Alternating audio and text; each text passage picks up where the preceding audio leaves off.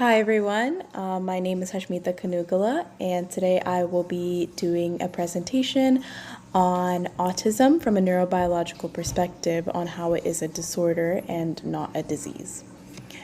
So, to get started, um, uh,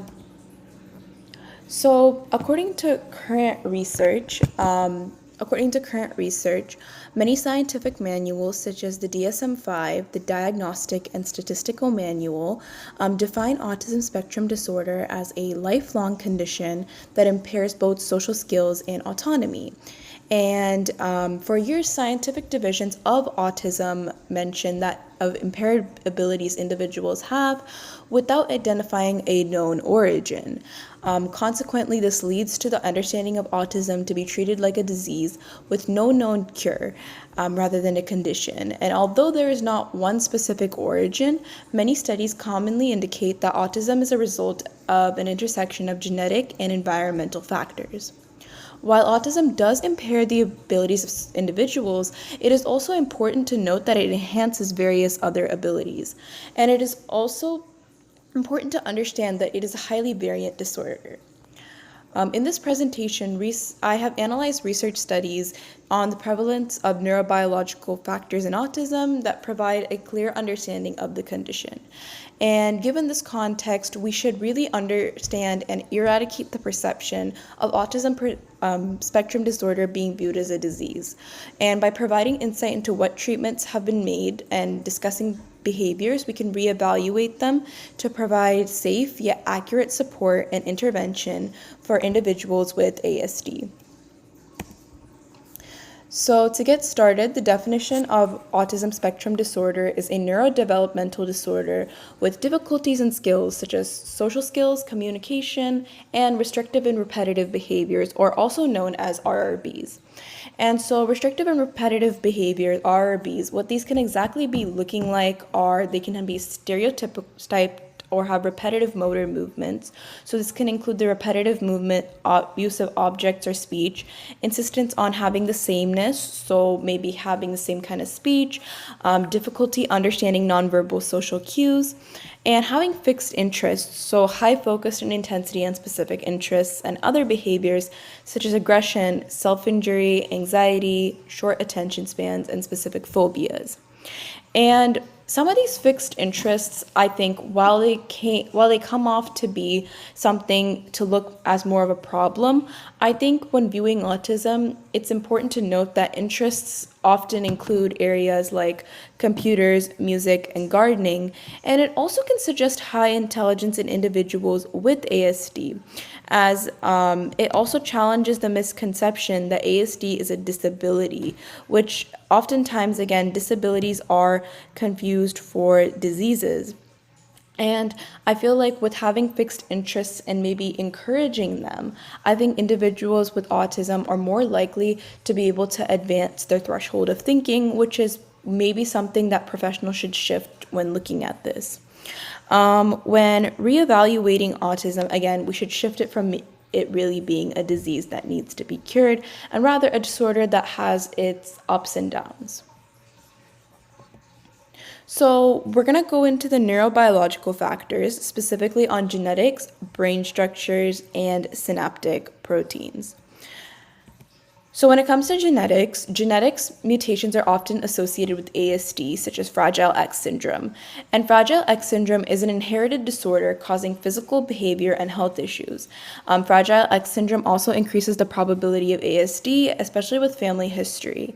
And behavioral impacts include poor sleep and high aggression, which worsens ASD symptoms. And in ASD, many papers have suggested that specifically, sleep is a behavioral and emotional regulator, which without it, many individuals cannot function. And especially when it comes to ASD, this means that with a lack of sleep, you can also see very negative behavioral impacts, which we'll be going into a little later. When it comes to looking at specific genetic mutations on neurons, genetic and epigenetic mutations affect neuron development. And some common examples to note is the NL3 protein, which is a cell adhesive. It forms synapses, and mutations will basically disrupt the brain circuits. And this has been seen to connect with behavior as it leads to stereotypical behaviors. Stereotypical behaviors might include or may look like hand flapping or maybe running across the room here and there. It could also be some repetitive behaviors. Any behaviors that looks very abnormal can be considered a stereotypical behavior. Another example of a genetic mutation on neurons is the MECP2 protein, which affects DNA transcription, and it also has mutations associated with Rett syndrome, leading to cognitive issues, slow brain growth, and seizures. Rett syndrome is also a neurodevelopmental disorder, and it's prevalent in females, specifically found on the X chromosome. And when we're also looking at other genetic mutations related to ASD, we have the SHANK3 gene, the CNTNAP2 gene, and the CHDH gene, which all have the following functions. SHANK3 is social communication, CNTNAP is regulating behavior and ASD development, and CHD8 regulates gene transcription, has intellectual developmental disorder, and can also be associated with macroencephaly, facial dysmorphia, and early growth in children. Going to brain structures, there are many structures involved, such as gray white matter, striatum, cerebellum, and amygdala. So with neurons and glial cells, the interaction promotes gene transcription, synapse development, and neuroplasticity. And the lack of data on the glial cells may explain the underdeveloped brain. The brain size and development in ASD, so there are larger brains in individuals with ASD aged from 2 to 4, and it decreases in volume and neuron count with age, and higher gray matter content is found in individuals with ASD, which has an abnormal white matter distribution. Gray matter is critical for muscle control, sensory perception, memory, emotion, and decision making. White matter coordinates communication. So because there is less white matter in individuals with ASD, we do see an abnormality in connectivity of the brain, which may make it harder for information to be relayed more quickly, as the average brain with ASD usually works much faster than individuals who don't have ASD. So that means with the fast brain activity, it does take them time to process things. We also have dysfunction in the striatum, which affects sensory prioritization, and cerebellum, which impacts the motor control, language skills, and the emotional regulation. There are also variations in neurotransmitters such as serotonin, dopamine, and GABA, and melatonin levels, which can contribute to the RRBs. So again, we talked about serotonin and dopamine, and serotonin, they're both neurotransmitters. Dopamine, some things is social play and behavior. So low levels do reduce the motivation for socialization, and serotonin with higher levels relates to deficits in serotonin receptors. And with biological differences, we can see differences in the amygdala and prefrontal cortex as well, and the atypical development of the mirror neuron system, which the mirror neuron system specifically acts when it sees the mirror neuron system is a neural network in our brain that will reciprocate the behavior or the information we see before us.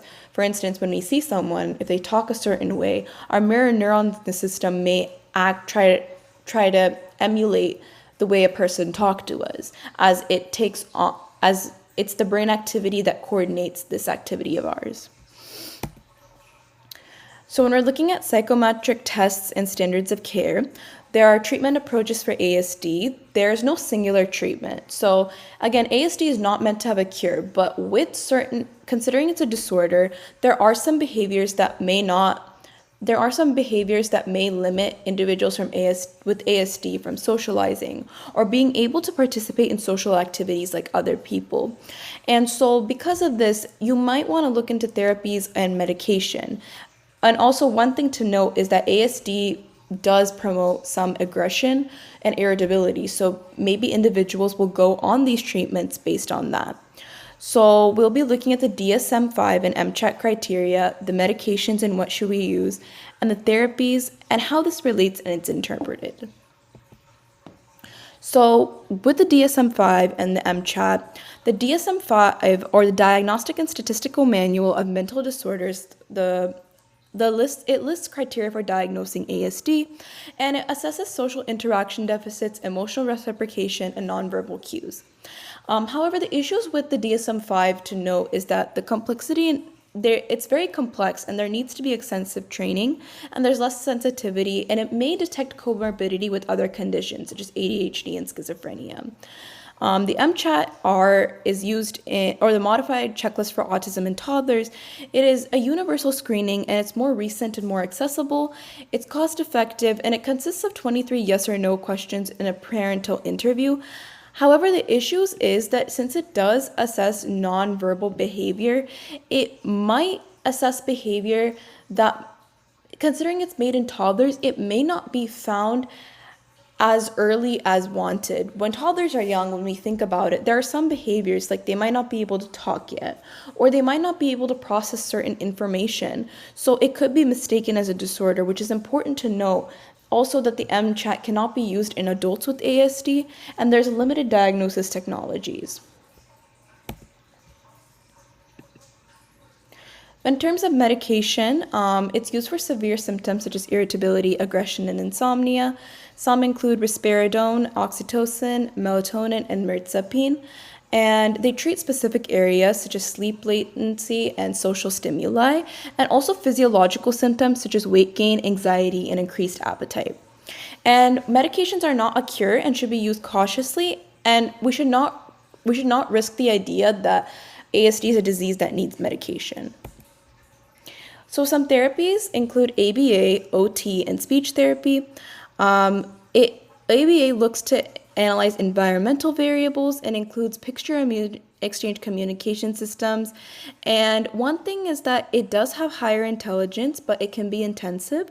OT targets physical, sensory, and cognitive skills. But there are a lack of standard methods and inconsistent results. Speech therapy tries to enhance verbal and nonverbal communication, and use of the devices does help on balancing communication methods.